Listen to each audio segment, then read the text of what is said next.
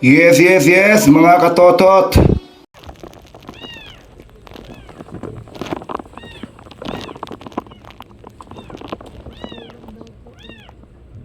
Sino nakausap mo?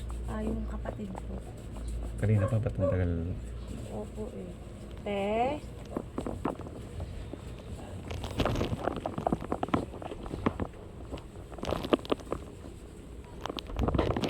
Ate, asa na po? Uy, ayun na din. Hirapan ako. Pabukas na ng pinto. Kasi yung pinto. Pabukas na lang daw po yung pinto kung hindi po Yung mag-isip. pinto namin bukas po. Bukas daw. Oo. Nanay ko yan. Okay lang po ba pumasok kami doon? Po? Okay lang ba akitin namin siya sa taas? Tulog po eh. Pero okay lang akitin namin kasama. Hindi po. Ha? Hindi po. Bakit po yung akitin? Ma'am, ganito po, pulis po kami. May warrant to pares po yung kapatid mo. Opo. Alam ko po. Ano po? Ano po? May warrant to pares. Na gising ka na ba? O tulog ka pa? Gising ko lang din eh. Gusto namin kunin siya na maayos, pinapatawag namin sa iyo kasi para hindi natin maabala yung nanay mo. Ngayon ayaw niya lumabas. Hindi po tulog. Hindi sa ayaw. Hindi niya pa At yan. lagi siyang gising. Oh, so may warrant to pares po siya. Okay lang po ba kami nagigising sa kanya? Ako na lang po. Sige, sige po. Yung nanay ko pag stroke niya. Ayun, May tatalo ng Makikita kayo ng ladang puti niya yung anak niya. May stroke yan ulit. Opo, May te, tatalo ng patawag na lang. may tatalo ng ba siya sa taas wala? Importante. May tatalo na Tutulungan sa taas, naman wala? namin siya Ay, eh. tatalungan. Wala. Ito yung bahay nila. O, sa te, kasi Oh.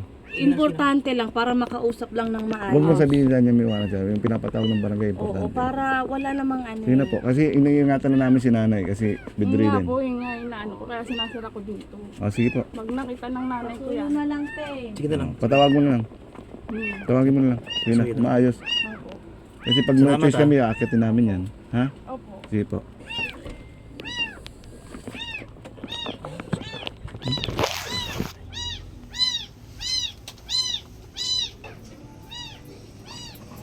Bogi mo ah. Tumakbo? Tumakbo? Ay, nasa bahay. Ha? Nagising. Bedridden yung nanay. Alin ka na, Repa?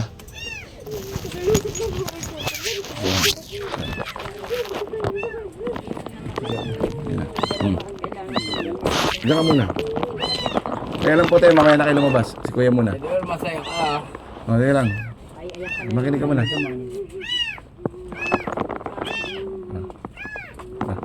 Ikaw naman? Kaya ikaw ba si Reynaldo E. Santos Jr.?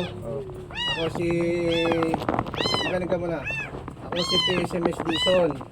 Siya sa PSSG Batalyan. Si patrol na Malikotes. Yung patropa doon. Yung team leader namin si Pemsyong ha. Tagawaran section kami ng Malati Police Station 9 ha. Nilabasan ka ng warrant of arrest ng MTC National Capital Region Branch 2 Manila. Nilagdaan ni Honorable Judge Christopher Di Matulak sa kasong slight physical injuries. Reserve namin itong warrant sa iyo. Ikaw may karapatang manahimik at magsawalang kibo. Ikaw rin na may karapatang kumuha o mamili ng pinagkakatiwalaang abogado magtatanggol sa iyo. Kung ikaw ay walang kakayahan, ito ay pagkakaloob sa iyo ng pamahalaan. Anumang pabor o labag na isasabihin ay pwedeng gamitin sa isang mangungkuman na itinay yung karapatan. Sagot.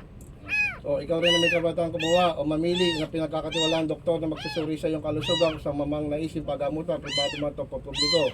Kung ikaw ay walang kakayahan, ito ay pagkakalubong sa iyo ng pamahalaan na itinay mo yung karapatan. O ngayon, tama ka sa amin ha. Para maayos na natin ito. Huwag ka nang paalam sa nanay mo kasi Mother, baka mama. Ha? Tara.